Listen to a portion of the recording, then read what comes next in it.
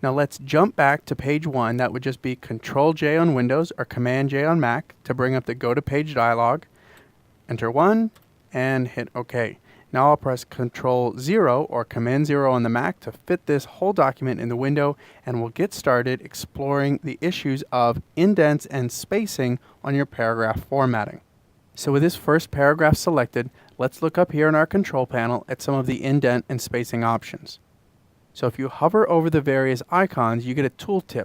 This one indicates that this is a left indent. So I can just increment this with these arrows, and I can see that our left indent is increasing there. Right next to that we have a right indent. This normally works best for justified text, but not strictly. You do have some options there. I can increase and decrease these values. For example, this might be really good for a long quote in a publication.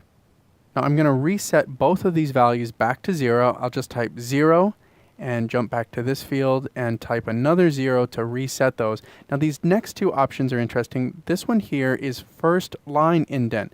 So where this value changed the indent of the entire paragraph, the option below it indents just the first line. So this is used very frequently in body copy. Instead of inserting a tab manually in every single paragraph, the first line indent attribute on a paragraph level can take care of that for you. We also have here last line right indent, not used real frequently, but again, it's available to you. Now be aware that this first line indent is normally used on body copy, but not normally the first paragraph. So let's back that off back to 0. Now notice I clicked a few too many times. It's a negative value here. Indents cannot exceed outside the text frame. InDesign's warning me, and that kind of makes sense. Text can't really hang outside here. So we'll click OK, and that'll reset that to 0.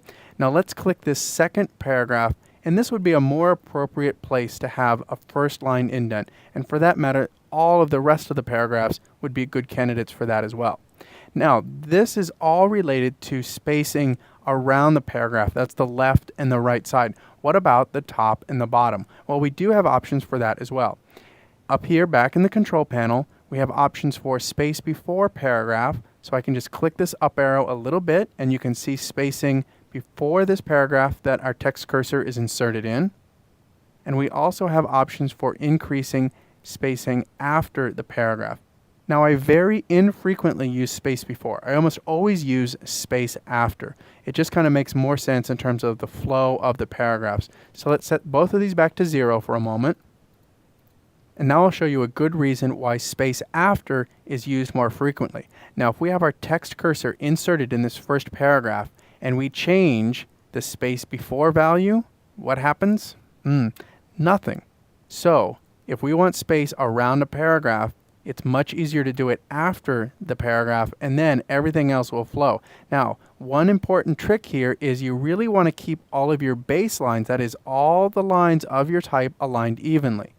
So for the time being, let's set this back to 0 and jump back to the character mode inside of our control panel. The reason I want to do this is we want to look at the type size. The type is 10 point over 12 point leading. That means there's 12 points between one baseline and the next. That's important to know because when we switch back to paragraph mode, if we want to add space after that first paragraph, we might want to make sure we do it in the same unit of measurement as the leading. So I would type 12 point and hit return, and you can see that it's bumped it down one line, and all the way across my page, all of my text baselines are still aligned.